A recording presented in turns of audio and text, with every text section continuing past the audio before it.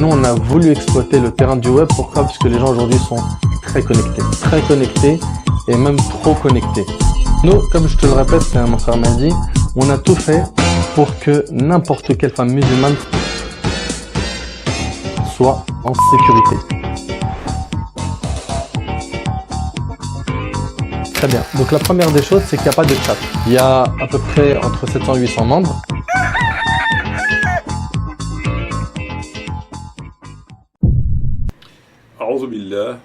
أعوذ بالله من الشيطان الرجيم بسم الله الرحمن الرحيم الحمد لله رب العالمين والصلاة والسلام على سيدنا محمد وعلى آله وصحبه أجمعين والسلام عليكم ورحمة الله وبركاته. Frères et sœurs, assalamu alaikum wa rahmatullahi wa barakatuhu. J'espère que vous allez tous et toutes bien en cette fin d'après-midi, début de soirée de ce jour de mardi 12 novembre, et il est précisément 19h29. Bonsoir à toutes les personnes n'étant pas de confession musulmane qui écoutent cette présente vidéo. Frères et sœurs, comme l'indique l'introduction de celle-ci, comme l'indique la bande-annonce de celle-ci, nous allons nous intéresser au prédicateur, youtubeur, imam, conférencier et surtout businessman Nader Abou Anas. Puisque celui-ci se trouve, je le suppose, malgré lui, au centre de l'actualité, ou en tout cas au centre d'une certaine actualité, en raison de la manifestation qui s'est déroulée dimanche dernier à Paris, manifestation contre l'islamophobie. Alors il se trouve que Nader Abou Anas était ou l'un des organisateurs, ou des co-organisateurs, ou un signateur, peu importe, et que cela n'a pas plu un certain nombre de non-musulmans, lesquels ont retiré, un certain nombre d'entre eux ont retiré leur nom de la liste des personnes qui soutenaient cette manifestation. Et l'objet du délit, l'objet du scandale, l'objet du crime, l'objet de la polémique, ben c'est comme d'habitude en France, c'est un petit chouïa. C'est un petit chouïa de rien du tout, comme le petit chouïa du hijab qui vraisemblablement secoue l'hexagone. Alors, bon, on a tous très bien compris le problème de ce qui se tramait en coulisses de la part d'un certain nombre de personnes. Ils ont lâché leurs chiens de chasse, tels que Zemmour, tels que Sifawi, telle que cette dame, je ne me souviens plus son nom, j'ai pas eu l'occasion d'écouter cette personne à travers notamment les médias, puisque je ne regarde que très rarement la télévision. Donc c'est une femme d'origine marocaine, peu importe. Bon, ils lâchent leurs chiens de chasse, et étrangement, ces chiens de chasse ont un point commun, c'est qu'ils sont tous non français d'origine. Zemmour n'est pas français, Sifawi est algérien, cette fille est d'origine marocaine, et d'autres, on reviendra sur le sujet, sont d'origine autre que française. Et plus souvent, ils sont maghrébins ou juifs. Alors c'est quand même, j'ai pas envie de dire assez étrange, j'ai envie de dire même assez normal. C'est quand même assez normal que les gens qui sont en train de créer cette situation, cette atmosphère de guerre civile, sont tous d'origine non française, juifs ou maghrébines. Parce qu'ils sont lâchés par leur maître qui leur demande de faire le travail qu'ils font. On y reviendra, Inch'Allah. Et comme ça arrange un certain nombre de Français, notamment de partis politiques comme le Front National, le Rassemblement National de Marine Le Pen, alors évidemment ça draine un certain nombre de gens qui, eux, n'attendent qu'un prétexte, n'attendent que ça, justement, pour faire leur boulot que l'on connaît. Alors, comme on dit, qui détient, comme le disent les protocoles de Sage de Sillon, qui détient les médias, détient l'opinion publique. C'est avec les médias qu'on fait l'opinion publique. Les médias donnent l'impression que ce qu'ils disent à la télévision, finalement, c'est ce que pensent les Français. C'est le problème du jour, c'est le problème de la semaine, c'est le problème de l'année. Ce dont on ne parle pas est censé ne pas exister. et c'est dont on parle, et à plus forte raison tous les jours, c'est ce qui fait la situation française, c'est ce qui fait l'état d'esprit des Français, c'est ce qui fait la préoccupation des Français. Parmi leurs préoccupations, nous savons qu'il y a le chômage, la sécurité, l'immigration, et aucunement et à aucun moment la disparition d'enfants, par exemple. Pourquoi? Parce que les médias n'en parlent pas. C'est pas parce que les Français n'aiment pas les enfants, c'est pas parce que les Français... c'est tout simplement parce que les médias n'en parlent pas. Dans la mesure où ils n'en parlent pas, ça fait même pas partie, ça figure même pas dans les projets politiques, voyez-vous. Lorsqu'on présente, les candidats présentent leur projet politique à l'investiture, alors il y a l'économie, il y a l'insécurité, la délinquance, l'immigration, etc., ce qui cause problème à la France finalement, mais c'est ces milliers d'enfants qui disparaissent tous les jours en France, dont on retrouve une partie d'entre eux, mais très peu, mais une grande majorité dont on ne retrouve pas, plus jamais. Comme l'avait dit Léotard, il y a un monde parallèle en fait. Il y a un monde parallèle. Et ça ne fait pas partie de la préoccupation des Français. Ça devrait l'être normalement. C'est quand même pas rien que des enfants disparaissent. Et des centaines d'enfants disparaissent tous les ans en France, mais aussi en Europe. Et apparemment non, ils ont d'autres problèmes que ça. Tout simplement parce que les médias n'en parlent pas. C'est les médias qui font l'appui et le beau temps. C'est les médias qui font ce qui est... qui font les situations et les défendent. C'est les médias qui font tout ça. Voilà. Et ça, c'est tout à fait... c'est pour ça que les milliardaires investissent dans le média, qu'il soit télévisé ou écrit. Ils rachètent les journaux, les quotidiens, comme Le Monde, Le Parisien et d'autres journaux, le Libération. Alors que nous savons que déjà ces médias, c'est une parenthèse que je fais, sont tous en partie financés par l'État, mais aussi qui perdent de l'argent. Ça ne rapporte pas d'argent. Le seul média écrit, me semble-t-il, qui rapporte encore de l'argent, c'est le Canard enchaîné. Pourquoi un milliardaire s'intéresserait finalement à un commerce qui ne rapporte pas d'argent? Simplement parce que c'est celui qui détient les médias détient l'opinion publique. C'est pour faire l'opinion publique. Donc on veut mettre quelque chose au centre de l'actualité, si on a les commandes des médias, on le mettra.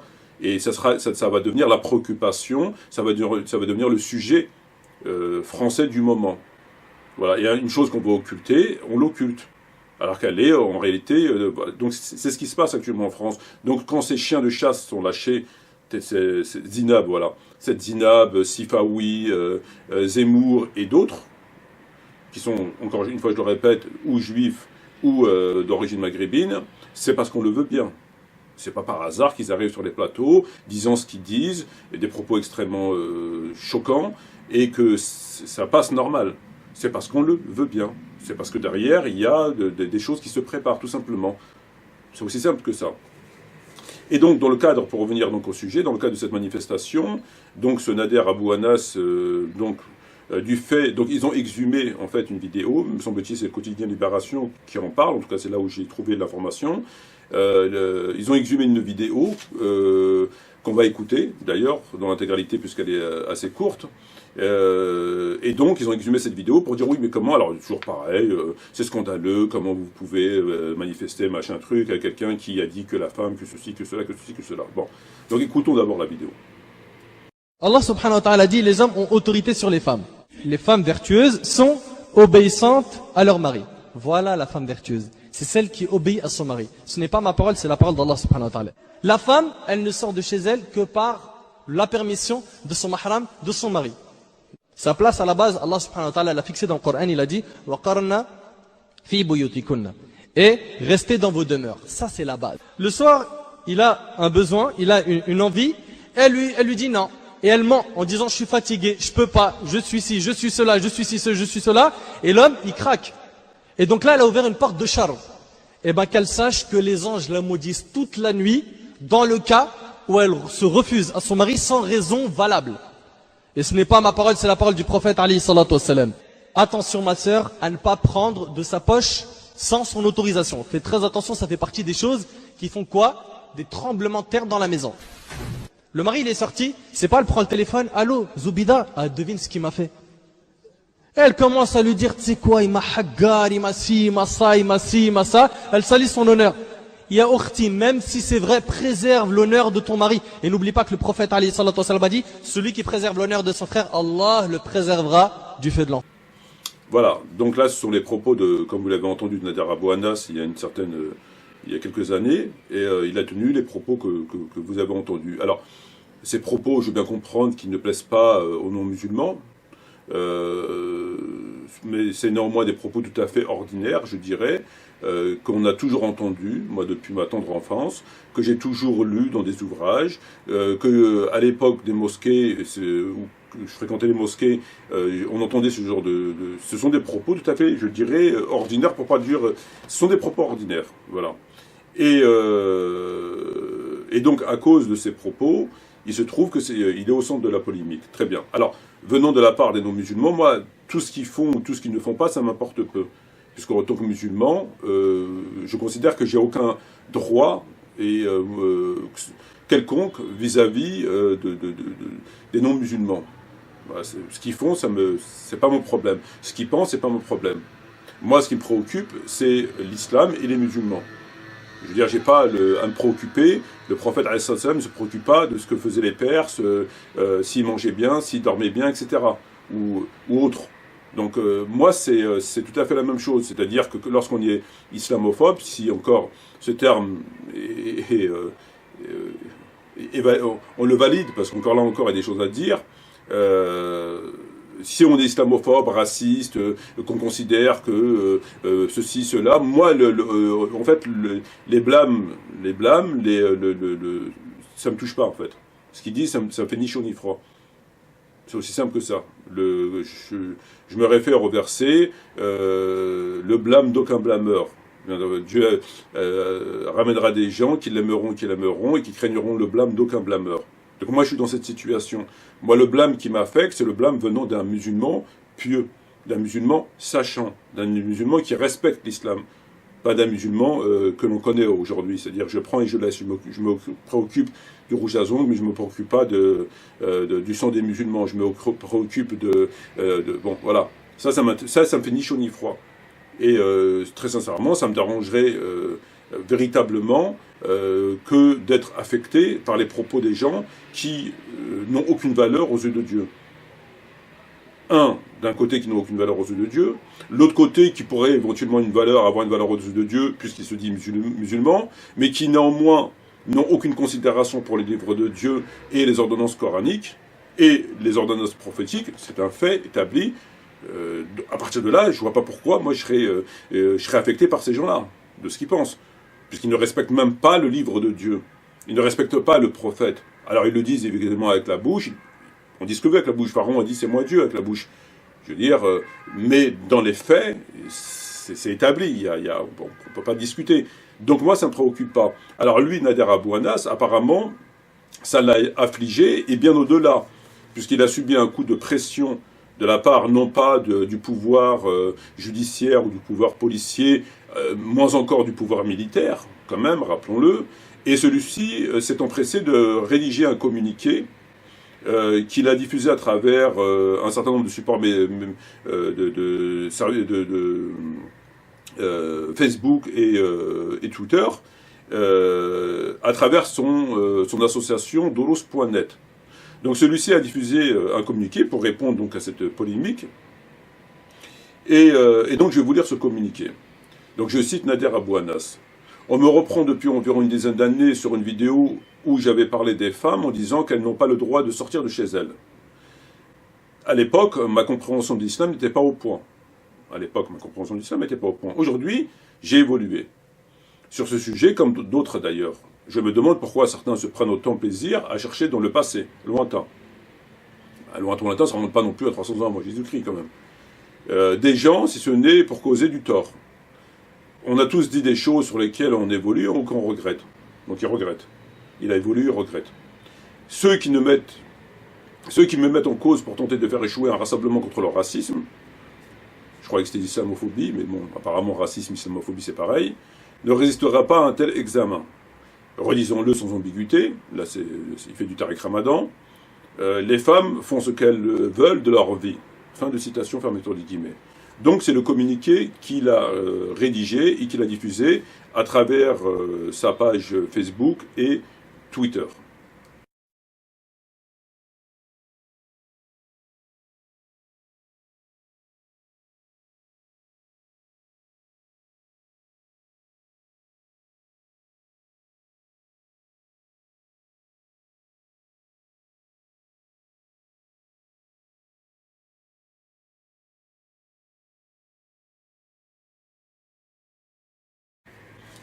Voilà.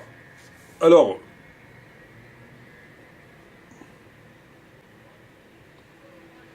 pourquoi mentir? Pourquoi se désavouer du Coran, du Coran, du prophète Mohammed? Pourquoi mentir encore et encore aux musulmans, aux gens?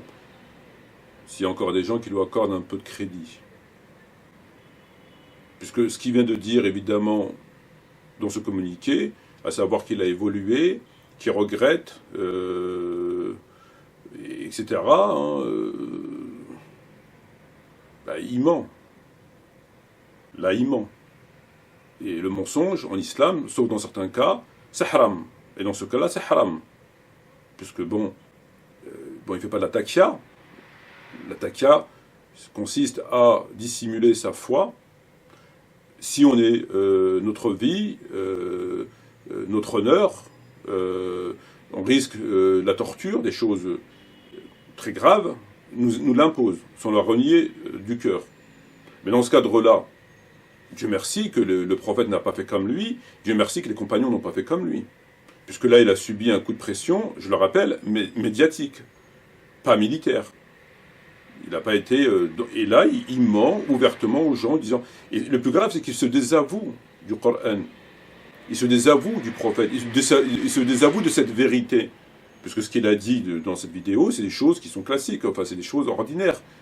En tout cas pour nous, musulmans. Alors, il y a peut-être une virgule à déplacer, ou un point d'exclamation, mais bon, dans l'ensemble, c'est pas des propos qui sont... je pense que tout le monde a entendu, à un moment donné, ce genre de propos, il les a lus. Et donc là, il ment. Il ment, il va jusqu'à dire que les femmes font ce qu'elles veulent de leur vie. Alors là, c'est quand même incroyable. Les femmes font ce qu'elles veulent de leur vie, y compris les musulmanes. Alors, il nous disait que la femme, c'était un diamant. Maintenant, elle peut être prostituée. Elle fait ce qu'elle veut de sa vie. Dans l'islam, non, elle ne fait pas ce qu'elle veut de sa vie. On ne fait pas ce qu'on veut. Que ce soit l'homme ou la femme, on fait ce que Dieu nous permet de faire.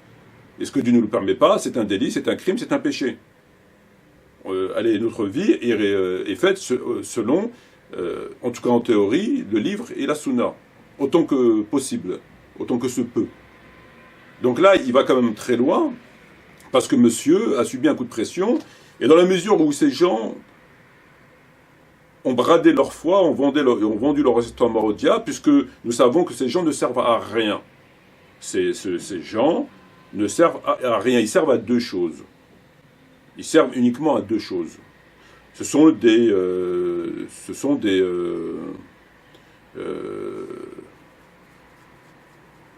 ils servent à égarer les musulmans à travers un discours secondaire, futile, lunaire, plein de petites histoires, plein de ceci, s'arrêtant sur les questions des compagnons, les petits péchés, les machins, les trucs, etc. Chose qui ne vous sera d'aucune utilité le jour des comptes.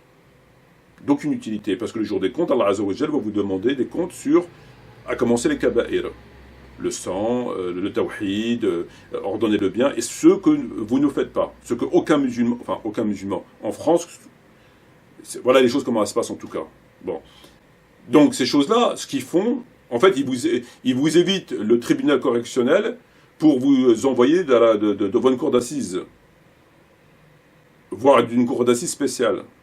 Il est là le problème, c'est qu'on vous évite les contraventions, on vous évite mais on vous envoie en cour d'assises.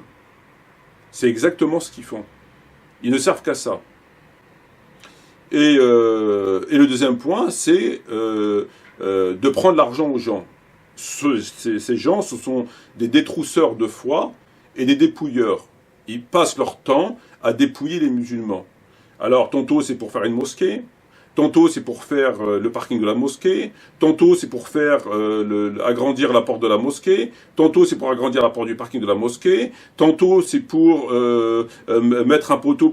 Ils sont constamment en train de demander de l'argent. Et quand ils en ont fini avec de gratter pour tout, ils trouvent des astuces pour gratter encore ailleurs. C'est-à-dire, comme lui, avec son site de rencontre halal. Et tout le reste, le monde s'écroule à côté de ça. Les gens, la seule chose que, comme j'ai dit dans une vidéo, la seule chose qui a évolué dans l'islam de France, la seule chose qui a évolué, alors qu'il y a de plus en plus de mosquées, il y a de plusieurs millions d'euros, de mosquées cathédrales, de plus en plus de savants, de plus en plus de livres, de plus en plus de connexions Internet, de plus en plus de barbes, de plus en plus de hijab, de plus en plus. Mais la chose qui a évolué, c'est quoi? La chose qui a évolué, c'est la qualité de vie des prédicateurs. Voilà. C'est la chose qui a évolué dans l'islam de France. À part ça, il n'y a rien qui a évolué.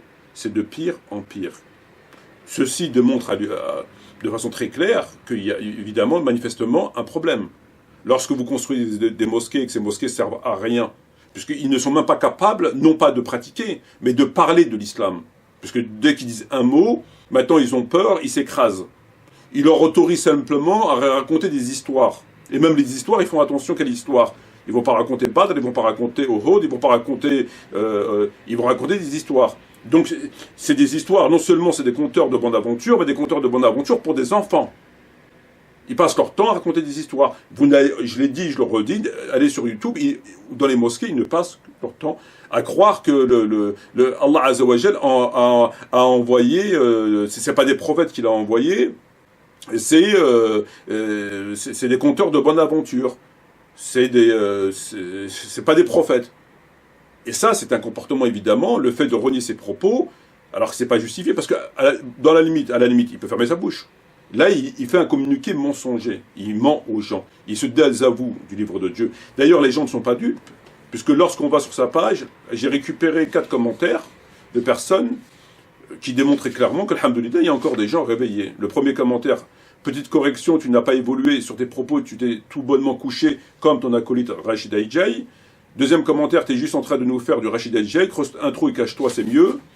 Troisième commentaire, Wallahi, si tu n'es pas capable d'assumer ta religion, cache-toi, c'est mieux. Et laisse faire ceux qui ne craignent pas les kuffars, ceux qui ne craignent le blâme d'aucun blâmeur. Quatrième commentaire, ce qui est bizarre, c'est que dans ta vidéo, tu cites à plusieurs reprises la parole d'Allah et de son messager, faisant finalement de toi leur porte-parole. Est-ce que cela veut dire que tu n'es plus en accord avec la parole de Dieu et de son envoyé? Voilà. Ce qui est vrai, puisqu'il cite le Coran, etc. Alors, ces gens ont maintes et maintes points communs. Nader, Rachid et Hussein, par exemple. On le sait. Ils dépouillent des gens, ils se sont enrichis. Le ch'ti Golden Boy, le blédard, qui sait à peine parler, est millionnaire, sans fiche de paye, il n'a jamais travaillé de sa vie, il est millionnaire, parc immobilier, payant l'ISF, ayant des SCI en veux-tu en voilà au nom du père, du fils et de la grand-mère et du voisin, le cas vérifié. Rachid Aboudefa, c'est la même. Alors lui, c'est exactement la même chose, ils ont des prête-noms, etc., etc. Ils passent leur temps à voyager sur les îles et voilà, donc c'est effectivement des points communs qu'ils ont. Alors le baratin, le blabla, etc. Mais ils ont des points communs insoupçonnés.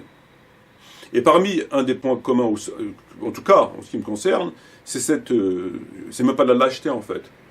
Parce qu'encore, je veux dire, c'est un coup de pression médiatique. Les trois, ils ont subi un coup de pression médiatique. Rachid, Nader et Hassan Hussein. Rachid Adjaï, il a subi, lorsqu'il a raconté des histoires sur les cochons et la musique, un coup de pression. Le mec, il a couru remettre son chiffon qu'il avait sur la tête, il l'a remis là où il devait ne jamais sortir, c'est-à-dire dans la cuisine, il l'a rendu à un moment. Il a coupé sa barbe, il a mis un jean, il a mis une chemise, un pullover, un t-shirt, une paire de baskets, du gel, et le mec, il est guéri. Il est parti faire un stage, et maintenant, il est référent en laïcité. Un coup de pression médiatique. Lui, Nader, c'est pareil, vous voyez communiquer. Et comment il s'appelle, Hussein, en 2003, Hassan Hussein donne une conférence publique enregistrée et diffusée sous forme de cassette audio sous le titre « La Palestine, histoire d'une injustice ». En juillet 2004, le journal humanitaire révèle la teneur des propos tenus dans cette conférence. Hussein y qualifiait les juifs d'avares et d'usuriers. Il les accusait d'être le top de la trahison, de la félonie, de comploter contre l'islam et les musulmans, encore de ne pas vouloir se mélanger aux autres, qui considéraient comme des esclaves.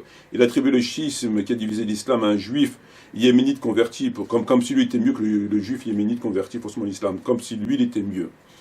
a détruit l'islam de l'intérieur. Abdullah ibn Saba et présenté Mustafa Kemal Atatürk comme un converti proquittement à l'islam. Pour la même raison, il accusait les sionistes d'avoir poussé Hitler à faire du mal aux juifs allemands pour les forcer à partir, et présenté le président égyptien Anwar al-Sadat comme un agent américain sioniste, un agent américain, tandis que Yasser Arafat et ses hommes étaient accusés de dépravation. Il y faisait également l'éloge de Hassan al-Banna, le fondateur des Frères musulmans. Après que Dominique de Villepin, à l'époque ministre de l'Intérieur, a condamné ses propos, Hassani Hussein est revenu sur ses déclarations affirmant, je cite, ouverture des guillemets, « Je reconnais avoir tenu des propos déplacés, je reconnais mes torts, je condamne mes propos », il condamne ses propres propos, mais c'est magique, hein, il les condamne parce que Villepin, il a dit coucher.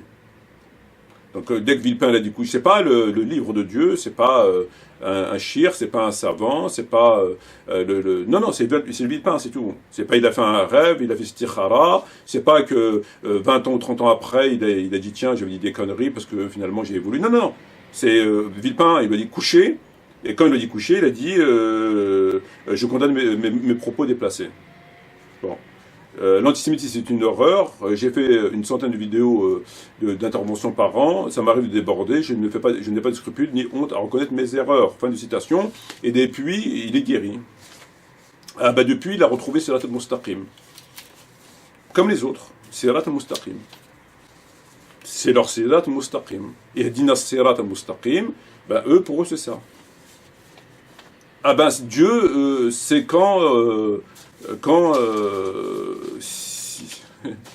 voilà, c'est ça. Il est clair que ces gens-là, Hassan, Nader, Rachid Abou Daifa, on les aurait jamais vus à la bataille de Badr. C'est le moins qu'on puisse dire. Et si tu croises Hassan qui est en train de tourner à la bataille de Badr, c'est sûrement pour faire les poches des guerriers morts ou leur voler leurs chaussettes, voire leur siwak dans la poche. On ne peut pas dire autrement. Je ne peux pas dire autrement. L'accumulation des éléments et ce qu'on sait m'impose de dire ce que je dis. Et je suis tel entre guillemets, un juge qui constate des éléments et qui tranche en fonction de l'accumulation des éléments, comme c'est le cas pour Tariq Ramadan et ce qu'on sait. Bon, donc là-dessus, il y a absolument... Et ça serait un péché de ma part de ne pas le dire. Ça serait un véritable péché. C'est ce qu'on appelle ordonner le bien, interdire le blâmable. Alors, ça cause un problème pour Eric Younous, qui lui a réfléchi à apparemment 3859 ans pour savoir s'il devait faire la vidéo pour dire à Tariq Ramadan, bon, c'est bon, t'as pointé, il faut quand même arrêter un petit peu, repose-toi. Bon, voilà, c'est comme ça. Alors, ces gens passent leur temps à parler des compagnons, les compagnons, Omar, les compagnons, bon. Je veux dire, Omar, il voit ça... Oui, mais pas que tu le croises, hein. Si tu le croises,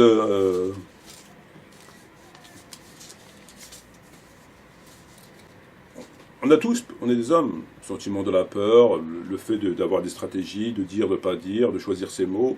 Nous sommes dans un pays, la France, qui nous a accueillis. On n'est pas chez nous. Jusqu'à preuve du contraire, il n'y a pas eu de conquête. La conquête s'est arrêtée à Poitiers. Les musulmans ont été vaincus, ils ont fait demi-tour. Nous, on est là, non pas par la conquête. Alors, peut-être y a-t-il des conquêtes civiles. Ça serait nouveau, il faudrait le dire. Nous sommes les conquérants civils. Bon.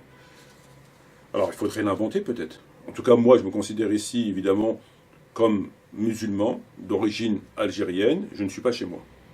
Je suis un invité. Et je me comporte comme un invité. Et si j'ai envie de cet esprit de conquérant, dans ces cas-là, il faut que je sois clair. Il faut que j'assume.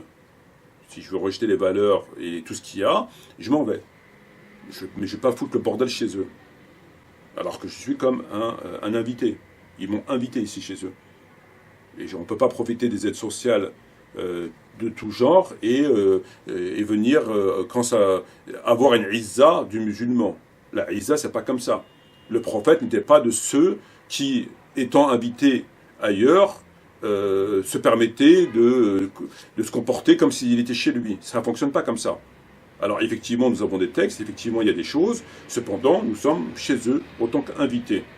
Donc on se comporte comme des invités. Et celui qui considère qu'il n'a pas à transiger, il faut qu'il s'en aille, ou qu'il se la ferme. Il ne prend pas des aides, etc. Il reste dans son coin, ou qu'il s'en aille. Mais on ne peut pas jouer sur le tableau. La Isa, quand ça nous arrange, c'est toujours pareil. Le Coran, on prend et on laisse. le Bukhari, on prend en laisse, les Sahih, les ulama, on prend en laisse, c'est toujours pareil. Alors, on a tous ce sentiment de peur, de stratégie, etc. On ne leur demande pas à ces gens, on ne demande pas à Nader, on ne demande pas à Rachid, on ne demande pas à Iqiyoussen d'être à l'image des magiciens de Pharaon. Mais ouais, un minimum quand même. Si vous n'êtes pas capable de dire le minimum du minimum, en islam, pour être imam, il faut être un homme. Un homme, une femme ne peut pas diriger la prière des hommes. Le calife, il n'y a pas de calife femme, ça n'existe pas. Donc le califat, l'imam central et les imams qui sont sous son autorité, sont la première des obligations, c'est d'être un homme. Un homme, je parle d'homme, au sens sexe masculin. Et après, il y a d'autres qualités qui vont s'ajouter à cela. Une femme ne peut pas être imam. Une femme ne peut pas être calife, du fait qu'elle soit femme. Or, il se trouve que ce comportement n'a rien d'être un homme. Absolument rien. Rien, absolument rien. Si vous n'êtes pas capable, vous passez votre temps à investir en France. Vous passez votre temps à demander de l'argent pour faire des mosquées. Vous passez de votre temps à demander de l'argent pour faire des parkings, des tapis, des moquettes, des lampadaires, changer les ampoules, changer la peinture, etc. Bon. Et vous nous dites dans le même temps, on n'est pas chez nous, on ne peut pas, tu comprends un khé. Mais dans ces cas-là, pourquoi vous faites des mosquées? Si vos mosquées ne servent à rien, pourquoi vous les faites? Parce que déjà, au niveau de la charia, vous n'avez pas droit de fabriquer des mosquées là où vous n'avez pas droit de vivre. 100% des savants, vous êtes dans un endroit qui n'est pas régi par la charia, qui n'est pas considéré comme Dar es-Salam, etc., etc. On ne va pas revenir sur le discours que tout le monde, je suppose, connaît. Donc, à la base, mais peu importe. On y est, c'est comme ça, on y est né, bon, peu importe. On va réfléchir, bon. Pourquoi vous ne faites pas des petites salles de prière? Parce qu'apparemment, vous êtes à cheval sur la prière en commun. Vous n'êtes pas à cheval sur le reste des choses. On s'en tape, les hudoud, bref. Mais vous êtes à cheval, bon, le prophète faisait la prière en commun. Mais le prophète, il ne faisait pas que ça. Le prophète avait un siwek, mais le prophète n'avait pas qu'un siwek. Le prophète avait une barbe, le prophète n'avait pas qu'une barbe. Le prophète, il avait aussi ça et ça et ça. Mais apparemment, ça, non. C'est toujours pareil, en fait. Le Coran, on prend en laisse. Les savants, on prend en laisse. Les sahih, on prend en laisse. Le discours au niveau des koufars, on prend en laisse. Le prophète, on prend sa barbe, on prend son siwek, on prend je sais pas quoi d'autre. Et puis le reste, on laisse. C'est la politique du Dajjal, en fait. Vous savez, le Dajjal, on dit qu'il est borgne. À mon avis, parce qu'il voit la moitié des choses. Eh ben, eux, ils sont comme le Dajjal. Quand on entend des sœurs crier dans les manifestations « Allah la laïcité »,« J'aime la laïcité », etc. dans les manifestations, ils ne crient ni plus ni moins, le slogan étant « J'aime Dajjal ». Dire « J'aime la laïcité », ça revient au même que de dire « J'aime Dajjal ». Puisque la laïcité est la séparation des pouvoirs. Le pouvoir religieux, qu'il soit catholique, chrétien, musulman, on l'écarte de la sphère de la cité, de l'autorité du gouvernement, et eux, ils gardent le pouvoir de... Voilà, c'est-à-dire que le Coran est réduit à être que pour des choses culturelles, etc. C'est tout. La prière, le ramadan, se tourner autant que tu veux autour de la Kaaba, faire de recours, on veut tu en voilà, faire de soujoud, on veut tu voilà, mais tout ce qui est hudud, sharia, tout ce qui fait la corruption, ça, on n'en veut pas. Et donc, si c'est pas Dieu qui a le pouvoir, qui l'a? Le diable. Il n'y a que Dieu, le diable. Il y a où c'est le pouvoir divin, donc le Coran et le Sunna. Et si c'est pas le pouvoir divin, c'est forcément le pouvoir du diable. Il n'y a pas entre les deux. C'est où tu es régi par le livre de Dieu, ou tu n'es pas régi par le livre de Dieu. Et lorsqu'on n'est pas régi par le livre de Dieu, on est régi par le livre du diable. Peu ou prou, plus, la, moins, peu importe. C'est comme ça. Donc quand vous voyez des sœurs qui disent « j'aime la laïcité » ou je ne sais pas ce qu'elles racontent, l'heure est grave quand même. J'aime Dajjal. I love you Dajjal. Mon petit bébé Dajjal. On en est là. Ils ne sont le fruit que de 30 ans de Tariq Ramadan, d'Iqiyoussen, de Nader. Bon, eux sont relativement nouveaux. On ne peut pas non plus tout le remettre. C'est comme quand on reproche à Macron de ce qui se passe en France alors qu'il vient d'arriver. Bon, voilà où on en est. Alors, on ne leur demande pas les magiciens de Pharaon. Les magiciens tombèrent prosternés disant: nous croyons au Seigneur des univers, le Seigneur de Moïse, d'Adam et d'Aaron. Alors Pharaon leur dit: avez-vous cru avant que je vous y autorise? C'est lui votre chef qui vous a enseigné la magie. C'est bien un stratagème que vous avez manigancé dans la ville et afin d'en faire partir ses habitants. Je vous ferai sûrement couper les mains et les jambes opposées. Il n'aura pas dit: je vais vous mettre une amende. Il n'a pas dit: je vais vous écrire un article dans Libération. Il n'aura pas dit: je vais vous boycotter. Il leur a dit: je vais vous couper, couper la main et les jambes opposées. Et vous ferez crucifier au tronc des palmiers. Alors là, c'est quand même pas pareil qu'un coup de pression médiatique. Et vous saurez avec certitude que qui de nous est le plus fort en châtiment. Qu'est-ce qu'ils lui répondèrent, les magiciens? Décrète donc ce que tu as décrété. Tes décrets ne touchent que cette vie présente. Nous croyons en notre Seigneur afin qu'il nous pardonne nos fautes et que la magie à laquelle tu nous as contraints, nos fautes ainsi que la magie à laquelle tu nous as contraints. Et Allah est meilleur et éternel. C'est quand même pas le même niveau. Il y a Nader à côté, il fait figure de... C'est quand même pas la même chose. Ekusen, Rachid Abou Deifa et Nader, à côté de ça, ils font figure de Casimir, quoi. Ils font figure de bouffon, hein, comment on peut dire, quoi. Bref. À présent, nous allons, je pense que j'ai tout dit sur... alors, cette manifestation, évidemment, concernant l'islamophobie. Alors, l'islamophobie, écoutez, moi, c'est très clair. Laïcité en thème.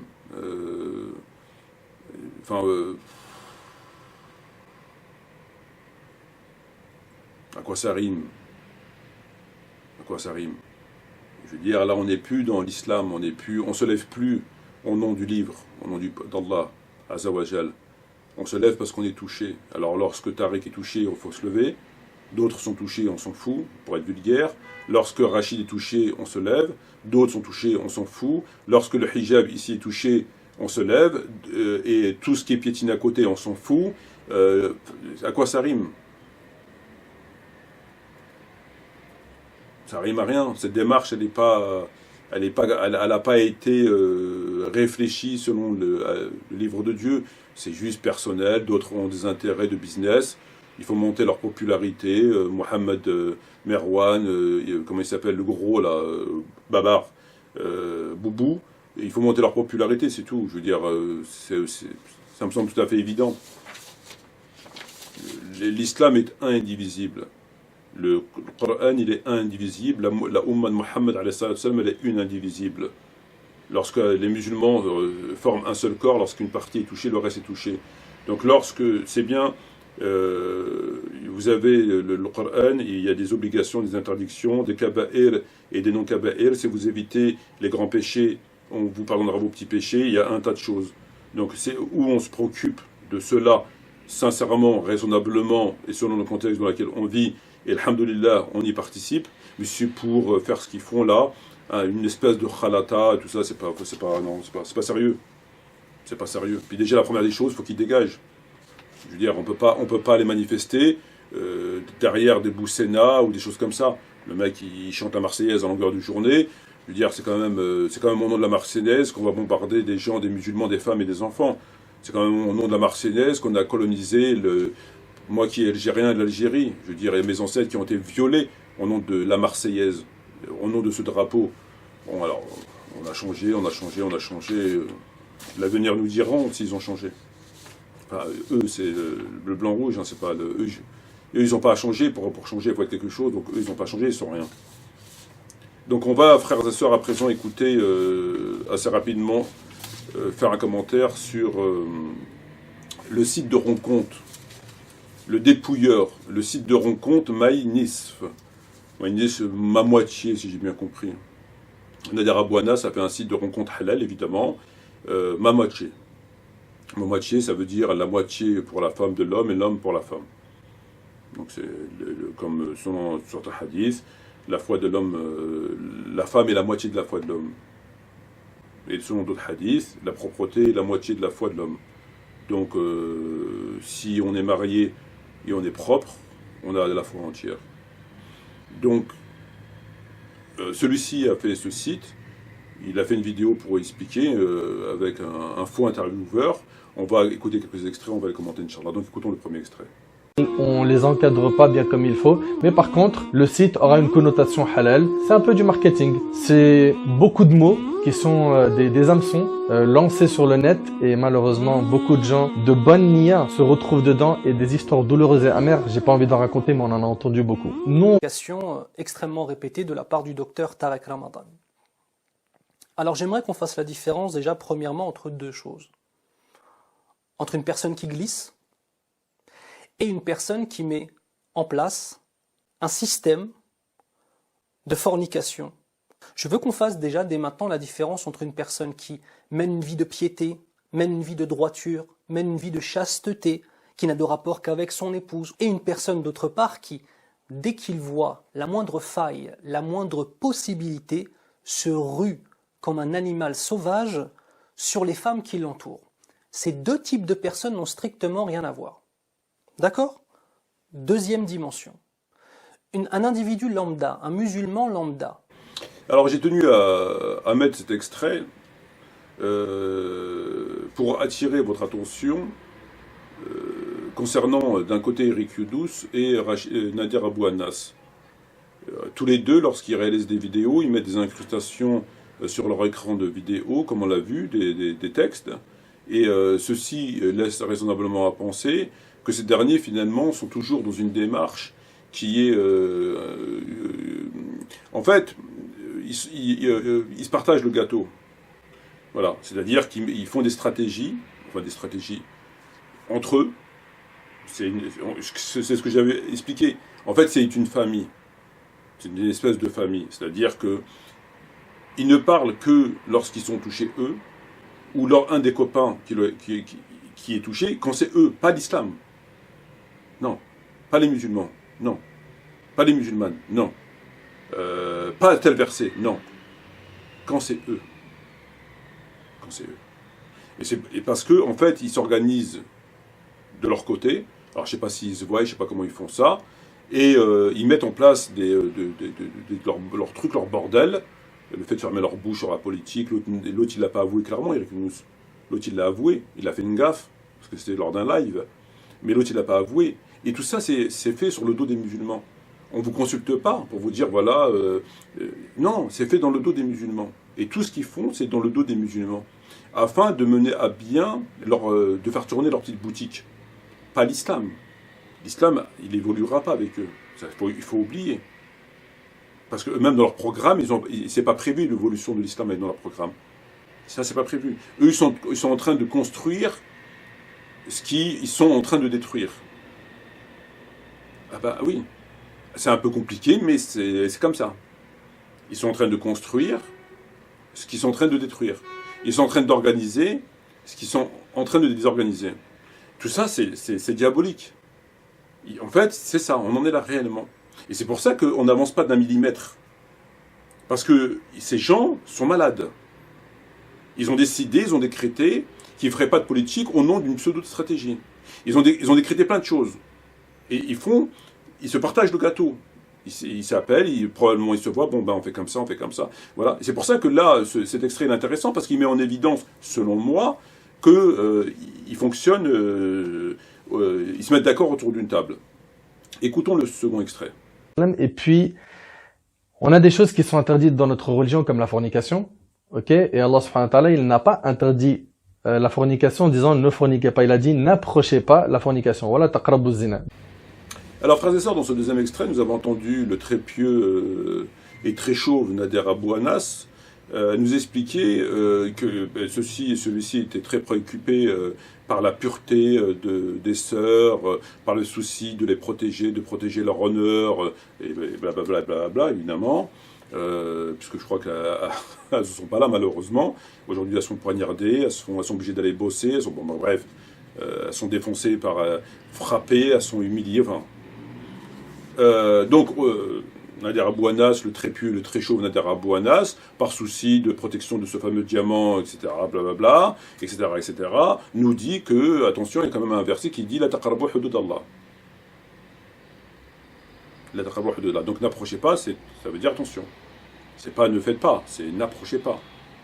Et donc le verset, lui, il l'a compris, n'approchez pas. Ça veut dire n'approche pas, comme il le dit lui-même. Alors que ce verset, dans la compréhension, qui lui l'a, donc n'approchez pas, ça veut dire, c'est plus grave de ne pas commettre. C'est-à-dire, il dit pas ne commettez pas, il dit n'approchez pas. C'est-à-dire, approcher, c'est avant commettre. Bon, et donc il le comprend au sens apparent. S'il avait un minimum de connaissance du Coran et de la Sunna, il l'aurait pas compris comme ça. Et vous avez un verset qui est expliqué par la Sunna, même si les chiites, eux, j'avais écouté une vidéo selon laquelle ils considèrent que Bukhari il a été falsifié parce que ce hadith contredit le Coran, qu'on va voir, ce que je pense pas du tout. C'est pas le cas. Alors, dans l'atqabu az-zina, comme lui l'a compris, donc concernant les femmes, وَيَسْأَلْنُكَ عَنْ مَحِيدٍ قُلْ هُوَ أَذًّن فَاعْتَزِلُوا النِّسَاءَ فِي الْمَحِيدِ وَلَا تَقْرَبُوهُنَّ حَتَّى يَطْهُرْنَ. Donc dans ce verset, il te dit, concernant les menstrues des femmes, il te dit وَلَا تَقْرَبُوهُنَّ حَتَّى يَطْهُرْنَ. N'approchez pas des femmes jusqu'à ce qu'elles soient pures. Ici, le mot approcher, est-ce qu'il est, on doit le comprendre comme Nader l'a compris, c'est-à-dire c'est pas de commettre, c'est carrément d'approcher, au ce sens que tu ne dois pas approcher ta femme. Or, dans la Sunna, nous savons que le prophète faisait tout avec ses femmes quand elles avaient leur menstru, c'est-à-dire que bon, il s'asseyait avec elles, la tête sur leur giron, etc., mais il n'y avait pas de rapport sexuel. Donc, si on le comprend ce verset, la taqrabu az-zina, comme lui l'a compris, c'est-à-dire, c'est pas de ne pas faire, c'est même pas d'approcher, ce qui voudrait dire ici que ce verset, la taqrabuhunna hatta yathurhunna, ne les approchez pas jusqu'à ce qu'elle soit pure, ça veut dire que tu ne dois pas la toucher du tout. C'est-à-dire ta peau, elle la touche pas, ne l'approche pas. Or, on savait que le prophète, lui, approchait ses femmes. C'est-à-dire qu'il y avait un contact physique, sauf qu'il n'y a pas de rapport. Il faut comprendre, n'approchez pas, il n'y a pas de rapport. Même si c'est contesté, leur avis, évidemment, n'est pas à l'intérieur de la part d'un certain nombre de soi-disant chouyours chiites qui voient dans les hadiths de l'imam al-Bukhari une contradiction avec le Coran, puisqu'ils nous disent, regardez, dans le Bukhari, le prophète touchait ses femmes physiquement, etc., alors que Dieu dit, alors qu'ils avaient leur menstru, notamment Aïcha radhiyallahu anha, alors que dans le Coran dit ça. Alors qu'en fait, finalement, non. Finalement, le terme ici, ça veut pas forcément dire, comme Nader l'a compris, ou comme les chiites l'ont compris. D'ailleurs, quand il dit وَقُلْنَا يَا آدَمَ اسْكُنْ أَنْتَ وَزَوْجَكَ جَنَّةً وَكُلْهَا مِنْهَا رَغَدٍ حَيْثُ شِئْتُمَا وَلَا تَقْرَبَا هَذِهِ الشَّجَرَاتِ فَتَكُونَ مِنَ الظَّالِمِينَ وَلَا تَقْرَبَا هَذِهِ الشَّجَرَاتِ. Voilà, وَلَا تَقْرَبَا هَذِهِ الشَّجَرَاتِ. N'approche pas de cet arbre. Ici, est-ce qu'il s'agit d'approcher ou de manger du fruit défendu? Le péché, il est tombé quand? Quand il a mangé du fruit défendu. S'il vient et commence à regarder, bon, est-ce qu'il est puni? Est-ce qu'il aurait été puni sur terre? Est-ce que la suite aurait été identique? Je ne pense pas. Ce qu'il a été interdit, c'est de ne pas manger. Dès qu'il a mangé, c'est fini. Donc ici, le terme dans cette ayah, وَقُلْنَا يَا آدَمَ اسْكُنْ أَنْتَ وَزَوْجَكَ جَنَّةً وَكُلْهَا مِنْهَا رَغَدًا حَيْثُ شِئْتُمَا وَلَا تَقْرَبَا هَذِهِ الشَّجَرَةَ فَتَكُونَ مِنَ الظَّالِمِينَ. Donc le terme est approché, alors qu'en vérité il ne s'agit pas d'approcher. Donc le verset lui-même il ne le comprend pas correctement, puisqu'il croit que ça veut dire comme ce qu'il a cru.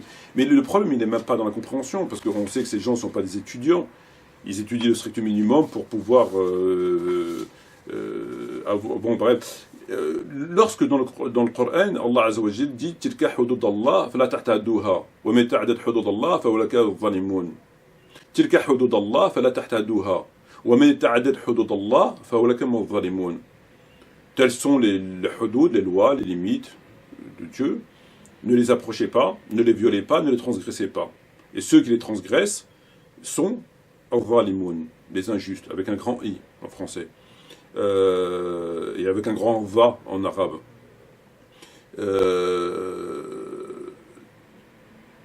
On viole tous les hudud. Tout le monde, moi, toi, lui, elle, on les viole tous. La seule différence, c'est que il y a ceux qui les violent malgré eux, il y a ceux qui les violent, les transgressent dans la joie et la bonne humeur. Et parmi eux, Nader et les autres en font partie. Ils transgressent les lois de Dieu, les hudud, dans la joie et la bonne humeur. Non seulement ils transgressent, mais ils incitent les autres à les transgresser. Ils leur disent pas transgresser les hudud, ils leur disent simplement, ils les détournent, ils les distraient, tel le diable qui distrait les gens. L'heure approche et les gens sont distraits. Votre heure approche, votre terme de... mais vous êtes distraits. Eux, ils sont à l'image du diable. Ils distraient les gens. Discours lunaire, futile, secondaire, blablabla. Il était une fois 3 hérissons, il était une fois je sais pas quoi, il était une fois un lapin, il était une fois les compagnons, les trucs machin, voilà. Truc que tu entends depuis 14 siècles, les compagnons. Tu entends ça depuis 14 siècles, alors que Dieu te dit c'est une génération révolue, elle ce qu'elle a fait, elle vous ce que vous avez fait. Vous ne serez pas interrogé sur ce qu'ils ont fait, ils ne seront pas interrogés. Bon. Et ça vous sera d'aucune utilité. Et en ce sens, eux, ils transgressent les lois de Dieu, les hudud dans la joie et la bonne humeur. تلك حدود الله ومن يطع الله والرسول يدخل الجنة تجري من تحتها الأنهار خالدين فيها وذلك فوز عظيم ومن يعصي الله والرسول ويتعدد حدوده يدخل نار خالدين فيها له العذاب مهين.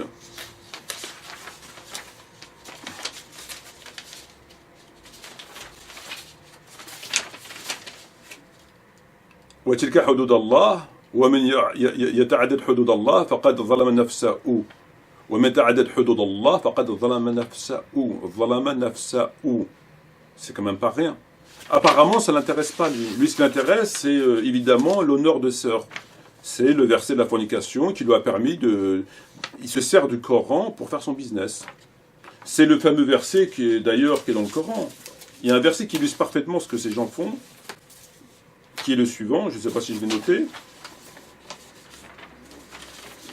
Et il illustre parfaitement ce qu'ils font. Ceux qui cachent ce que Allah a fait descendre du livre et le vendent à vil prix, ceux-là ne remplissent leur ventre de feu. Allah ne leur adressera pas la parole le jour de la résurrection, ne purifiera pas, il y aura pour un châtiment douloureux.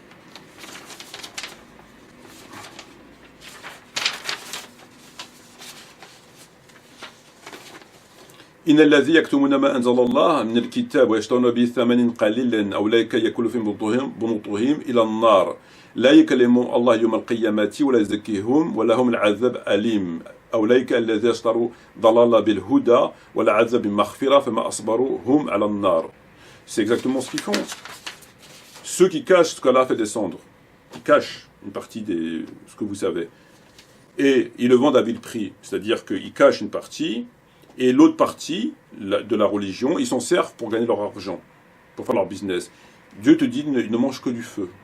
Et le jour de la résurrection, Allah ne le regardera pas.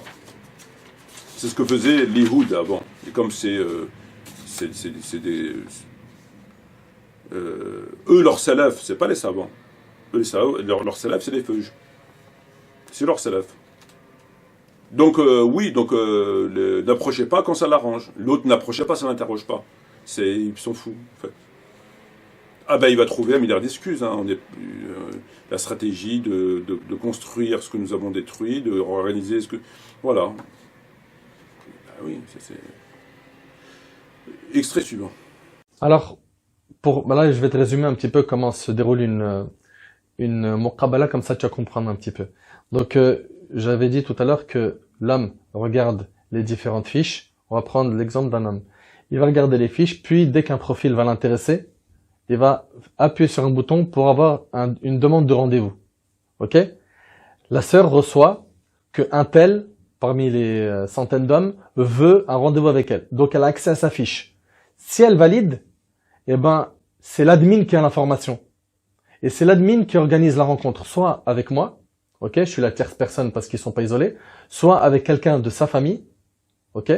Soit en visioconférence. Et visio, ça a aidé beaucoup de gens, parce qu'on a eu des mariages qui ont abouti, machallah, un frère qui était d'île de la Réunion, d'autres qui étaient de la région parisienne ou ailleurs, et ils se sont mariés. Juste rapide. Alors dans ces stress-là, c'est très intéressant, parce qu'on a Nader Abou Anas, le très pieux, Nader Abou Anas nous explique son site halal, comment il fonctionne. et au nom justement de la crainte de Dieu, de respecter la charia à la lettre, évidemment, de respecter les versets à la lettre, au nom de préserver l'honneur de ses sœurs, évidemment, il a mis une procédure qui est quand même draconienne, seulement qu'on puisse dire. Alors, lorsqu'un frère est intéressé par une sœur, donc une fois qu'il s'est inscrit en ayant évidemment payé son droit de passage, 60 € quand même, pas tous les 6 ans, pas tous les ans, mais tous les 6 mois, ce qui fait 60 et 60, 120 par an, ça va quand même. Une fois que tu as payé, tu es intéressé par le profil d'une sœur, il nous dit, tu appuies sur un bouton. Donc il y a un bouton, tu appuies dessus. Et quand tu appuies sur le bouton, ta demande, elle va pas chez la sœur, elle va chez l'admin. C'est-à-dire, en quelque sorte, le juge, Nadir Bouanas. Donc la demande, elle monte chez lui, donc lui regarde tout ça, et après, éventuellement, il contacte la sœur. Très bien. Alors, comme c'est quelqu'un qui est, il faut le dire, extrêmement, incroyablement doué dans le cadre du business, puisque lorsqu'on fait autant d'argent sans avoir une fiche de paye et sans avoir fait une garde à vue de sa vie, je veux dire, aucun voyou en France, aucun homme d'affaires en France, même Tapi, a fait des gardes à vue, il a été en prison. Tous ceux qui sont dans l'illégalité, ils vont en prison. Alors, eux, ils arrivent à faire de l'argent sans aucune fiche de paye, mais c'est une performance. C'est un don. C'est un don. Alors, c'est un don. Est-ce que sur ce site, il n'y a pas une option pour ceux qui paieraient un peu plus, c'est-à-dire non pas 60, mais 62, 65, 69, 70, 80 €, 90, 100. Comme ça, on fait augmenter le chiffre d'affaires. Plus il y a des sous, et mieux on se porte. Plus il y a de sous, et plus... plus il y a de sous, plus il y a de sous. Voilà. Est-ce qu'il n'y a pas un bouton urgent? C'est-à-dire, quand tu t'inscris, au lieu de prendre l'option 60 €, tu prends l'option 69 € par exemple, ou 120 €, et tu as droit à des options en fonction de ce que tu as payé. C'est-à-dire, au lieu d'appuyer sur le bouton normal, dont ta demande va chez le juge, là tu appuies sur le bouton rouge, et ta demande elle monte plus vite chez le juge. C'est-à-dire un frère qui est éventuellement pressé. Il voit un profit qui l'intéressait, il est très pressé, donc est-ce qu'il n'y a pas cette option? C'est une question. Et puis il faut faire aussi attention aux fichiers S13. Parce que quand même, des sœurs qui trouvent des frères, ils sont pas au courant que les fichiers S, ça fout mal quand même. Un fichier S13, c'est pas évident. Moi j'en ai une depuis 97, et je veux dire, je passais par la Belgique pour éviter qu'ils me cassent les pieds à Orly ou à Roissy. Mais après, je peux plus passer par la Belgique parce que depuis qu'il y a eu les attentats au Bataclan, ils ont fait une loi qui dit que la PAF, en tout cas les douaniers, ceux qui checkent vos passeports, sont obligés de le checker, alors qu'en Belgique, ils regardaient et puis ils te donnaient. Aujourd'hui, on ne peut plus. Je veux dire, c'est quand même pas évident. Tu vas dans des pays, tu es censé ne pas être fiché. J'étais en Tunisie pour aller voir un frère et pour pouvoir aller ensuite au Koweït et ensuite à Oman et au Liban. En Tunisie, ils m'ont bloqué 4 heures quand même. Alors que je ne suis pas tunisien, que de mémoire, j'ai pas été, ou si j'ai été, j'avais été lorsque j'avais 16 ans ou 18 ans. Je sais pas, ils m'ont arrêté pendant 4 heures, une lumière rouge, elle s'est allumée. Bon, c'est pas le bouton évidemment, c'est pas le bouton, bon, j'aurais aimé que ce soit le bouton quand même, bon. Mais là, c'était pas le même bouton, là, c'était le bouton du ministre de l'Intérieur. On n'a pas tous les mêmes boutons, il y a des boutons pour s'amuser, et puis il y a des boutons pour s'en prendre plein la gueule. À chacun ses boutons. C'est comme des gens, ils ont des boutons sur le visage, d'autres ils n'en ont pas. Moi j'ai un bouton rouge qui s'est allumé, le ministre de l'Intérieur, ils m'ont bloqué pendant 4 heures. Bon. Donc c'est important de dire aux sœurs d'actualiser votre site et de dire cochez là si vous êtes fichier S. Cochez là et ne revenez surtout plus. Alors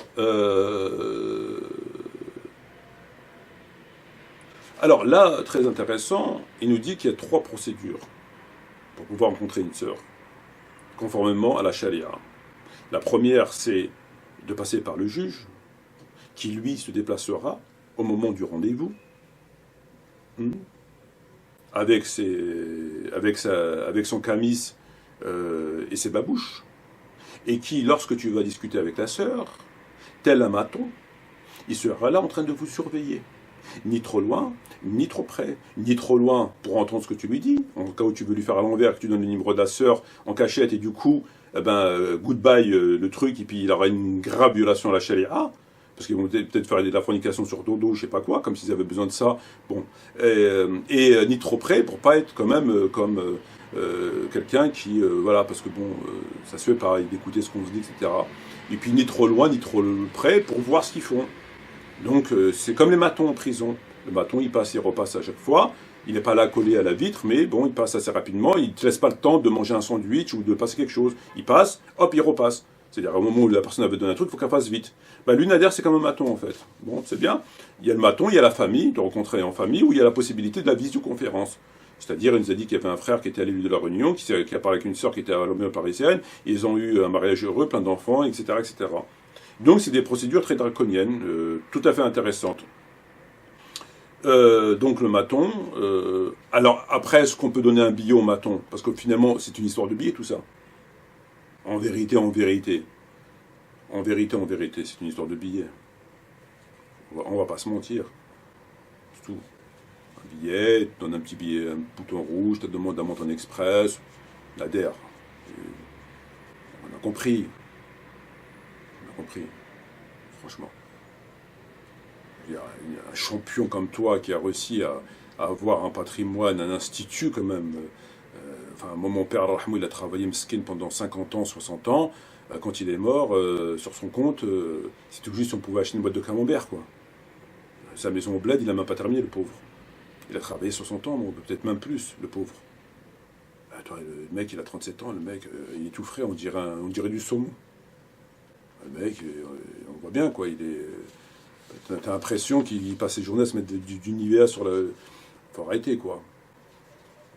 Alors, est-ce qu'il y a la possibilité de donner un billet au maton pour qu'il regarde à gauche au moment où il devait regarder à droite? Je pense que ça peut se faire. Bon, lui, il va pas le faire directement, mais il va dépêcher un petit maton, tu vois, un petit corrompu, sur lequel on pourrait taper éventuellement si ça fait scandale dans les réseaux sociaux. Et voilà, un petit billet, pas 5 euros, 20 euros. Bon. Alors là, ce qui est intéressant dans cet extrait, c'est que la visioconférence. Alors cet extrait, j'ai envie de le mettre avec l'extrait à venir, afin de montrer une contradiction qui me semble tout à fait manifeste. On a veillé à ce que le côté religieux soit ficelé. Ficelé, c'est-à-dire que de notre côté, on a fait le maximum pour qu'il n'y ait aucun moyen que les personnes commettent le haram. Alors tout à l'heure, je disais qu'Allah subhanahu wa ta'ala nous a interdit la fornication. Et une parmi les choses qui mènent à la fornication, c'est le khalwa, al-muharrama. C'est le fait de s'isoler. Et il y a s'isoler et s'isoler. S'isoler de manière interdite. Car s'isoler avec une femme ou dialoguer avec une femme en privé dans un espace public, le prophète sallallahu alayhi wa sallam l'a déjà fait. Comme c'est rapporté par l'imam al-Bukhari d'ailleurs, Ibn Hajar rahimallah, il en a fait un titre où il a appelé ce titre-là la permission de s'isoler avec une femme 'inda an-nas, avec les gens. C'est-à-dire que un homme et une femme qui dialoguent, c'est sérieux. Et ça, je le dis maintenant comme ça, je l'oublie pas tout à l'heure. Ils sont passés par MyNIS ou autre, il y a eu quelque chose de carré qui s'est fait, présentation de famille, etc. Et qu'un beau jour, ils veulent, avec l'accord de la famille, se voir dans un endroit public, comme un restaurant. Il n'y a aucune interdiction religieuse à cela. Aucune. Et donc nous, on a tout fait pour que l'homme et la femme ne se retrouvent pas isolés, d'accord, sur ce réseau-là, le réseau de MyNIS. Car le prophète sallallahu alayhi wa sallam a dit dans le hadith rapporté par Ahmed, quand un homme et une femme ils s'isolent, le troisième c'est Shaitan, le diable. D'accord. Et une question qui en appelle une autre. Comme tu le sais très bien, nos sœurs ont fait énormément d'efforts pour être des filles au top. Elles ont passé énormément de temps à faire les études, donc elles ont consacré beaucoup de temps à leurs études, beaucoup de temps également pour leur carrière professionnelle. Et très tard, en fait, elles se rendent compte qu'il faut qu'elles se marient. Alors dans cet extrait, il parle avec... à la question de est-ce qu'une femme, quand elle parle, est-ce qu'une jeune fille, une fille, est-ce qu'elle parle à travers son téléphone et les réseaux sociaux avec un frère, mais qu'elle est dans sa maison, papa, maman, etc. Est-ce que ça tombe sous le coup de la loi et que c'est considéré comme interdit? Nadir, elle dit la yajouz, c'est interdit parce qu'il dit tu t'es isolé dans le monde du web. Donc t'es isolé, c'est comme si t'étais isolé en vrai en fait, t'es isolé mais dans le monde du web.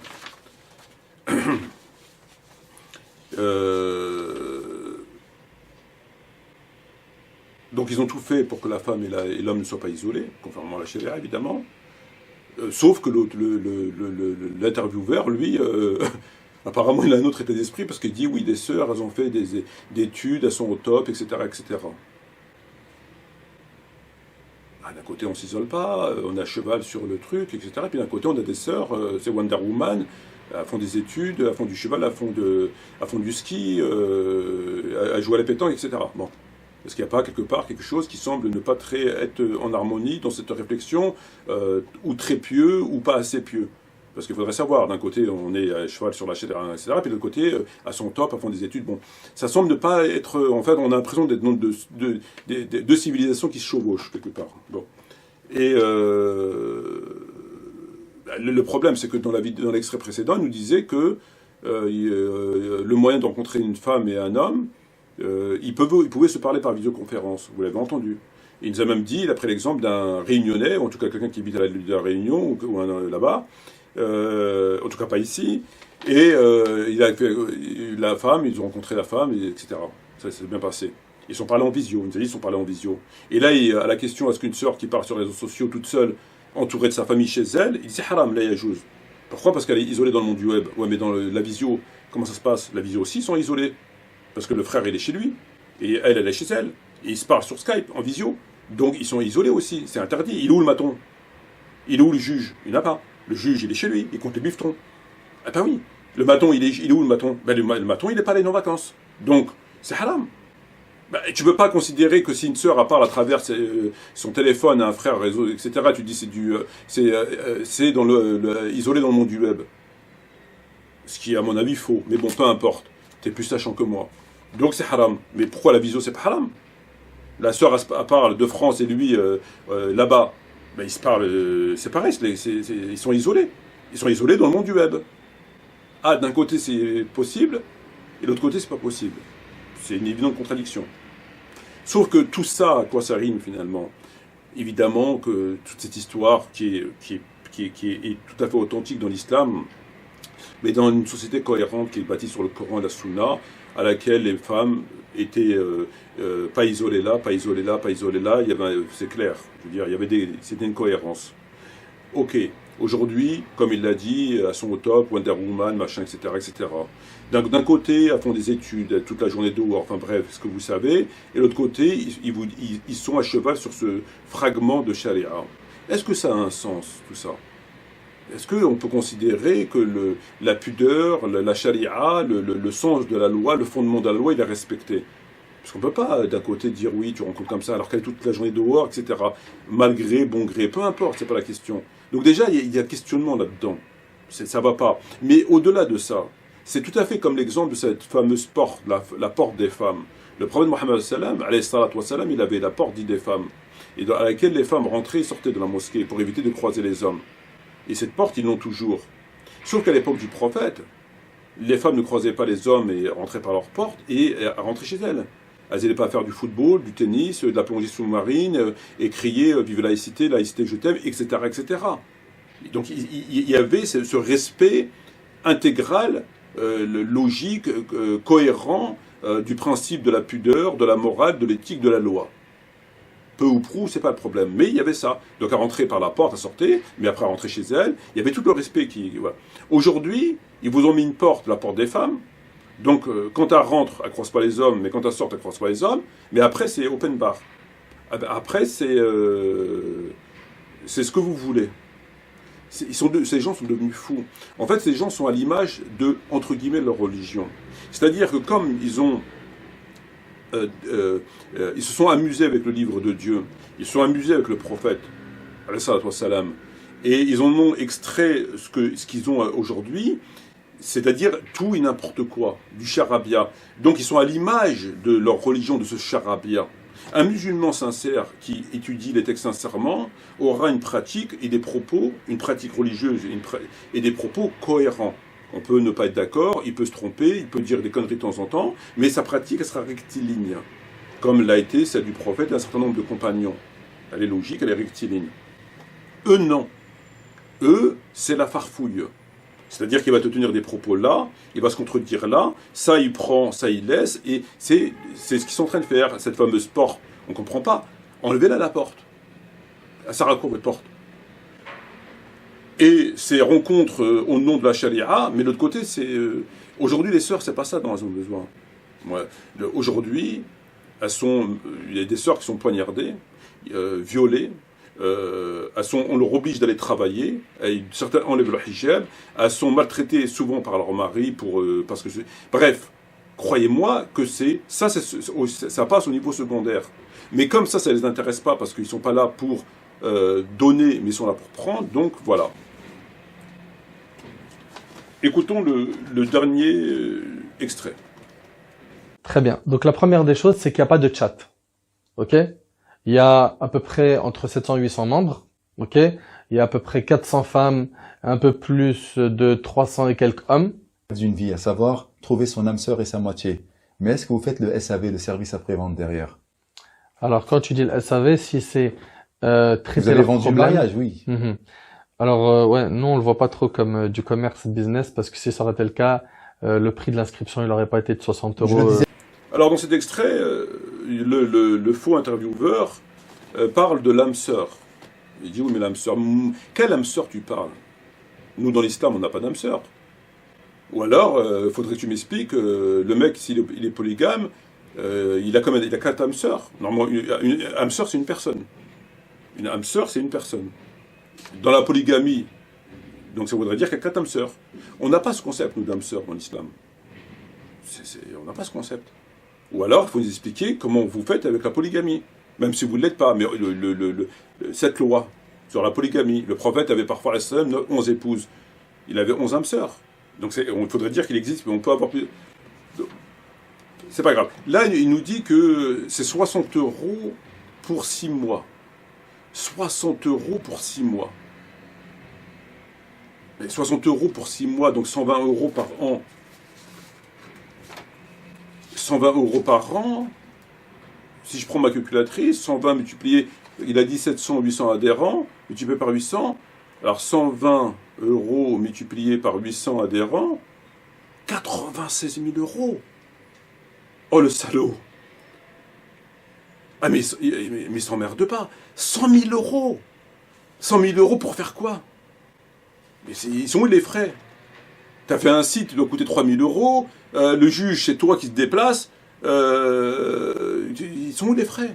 100 000 euros! Mais quoi, c'est incroyable ça! Mais t'as vraiment un don, toi! Par an en plus! Ça fait du 10 000 pratiquement euros par mois! Mais Cahuzac, il aurait dû venir chez toi! Les politiques, ils devraient venir chez toi, Nader! C'est quand même incroyable! Ou alors c'est peut-être que les frais, c'est pour arroser ses palmiers. Parce qu'apparemment, il a un champ de palmiers. Peut-être que l'argent, c'est pour acheter de l'eau ou pour arroser ses palmiers, simplement. Peut-être. I was thinking to myself, this could be heaven and this could be hell. Then she lit up a candle and she showed me the way. There were voices down the corridor. I thought I heard them say, welcome to the Hotel California. Such a lovely place, such a lovely place, such a lovely face. Ready a room at the Hotel California. Any time of year, you can find it here. Her mind is Tiffany twisted. She got the Mercedes Benz. She got a lot of pretty, pretty boys. She calls friends. Non, mais c'est pas sérieux. C'est pas sérieux. Mais finalement, qu'est-ce que je voulais te dire par rapport à ça, en fait? C'est que tout ce qui a été balisé, à travers ce qu'eux nous expliquent, voilà, c'est balisé, ils ont fait tout ça pour la sunna, etc. D'accord? Pour éviter la fornication, etc. C'est bien, mashallah. Mais il y a un truc que j'arrive pas à comprendre, ils vont peut-être nous l'expliquer. Al-Fiqh as-Sunna. Dans le Fiqh as-Sunna, on apprend ce qui suit. Les légistes musulmans, donc pas moi, pas toi, sont unanimes, ijma', pour dire qu'un mariage contracté sans fixer de terme, mais avec intention de répudier à terme, ou de répudier après avoir satisfait un besoin dans le pays de résidence est valable. Seul Aouza'i n'est pas de cet avis, considéré que c'est une forme de mariage temporaire.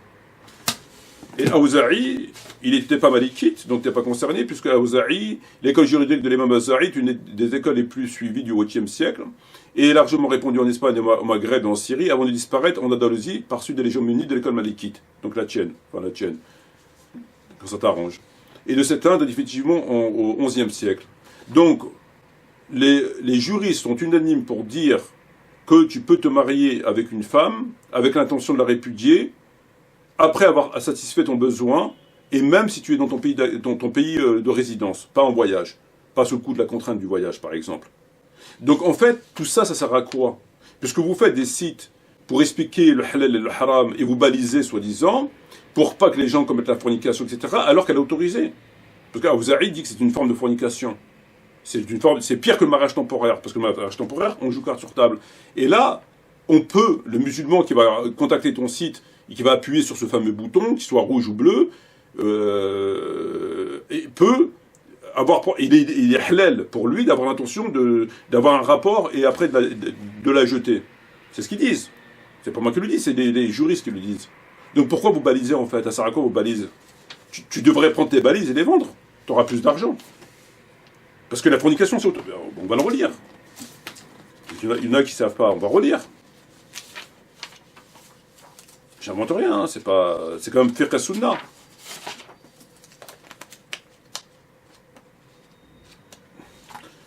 Les légistes musulmans sont unanimes pour dire qu'un mariage contracté sans fixer de terme, mais sans intention de répudier à terme ou de répudier après avoir satisfait un besoin dans le pays de résidence est valable. Il est valable. Sans fixer de terme, mais avec intention de répudier à terme ou de répudier après avoir satisfait un besoin dans le pays de résidence est valable. Seul Aouza'i n'est pas de cet avis et considère que ce mariage est une forme de mariage temporaire. C'est clair? Tu as ce tafsir de l'imam Ash-Shatibi, pour terminer, où il y a un texte qui est assez intéressant. Qu'est-ce qu'il dit le texte? Alors, il dit, le prophète Mohammed, il parle avec Aïcha, radiyallahu anha. قال رسول الله عليه الصلاة والسلام يا عائشة إن الذي فرقوا دينهم كانوا شيعا. Ceux qui ont divisé leur religion et qui ont fait des groupes, des partis, etc. منهم, qui sont-ils? قالت عائشة الله والرسول أعلم. Dieu et son messager savent. قال رسول الله صلى الله عليه وسلم هم أصحاب الهوى وأصحاب البدع وأصحاب الضلالة من هذه الأمة. Il parle de toi, mon ami. Les gens des passions, des innovations et de l'égarement. C'est exactement ce que vous êtes. Tu sais, moi, si j'ai un conseil à te donner, Nader, c'est enlève ta barbe et va jouer au golf. Je commettrai moins de péchés. Sur ce, je vous dis assalamu alaikum wa rahmatullahi wa barakatuh. Nous, on a une éthique, ok? Nous, on est régi par le Kitab wa Sunnah, le Coran et la Sunna du prophète sallallahu alayhi wa sallam.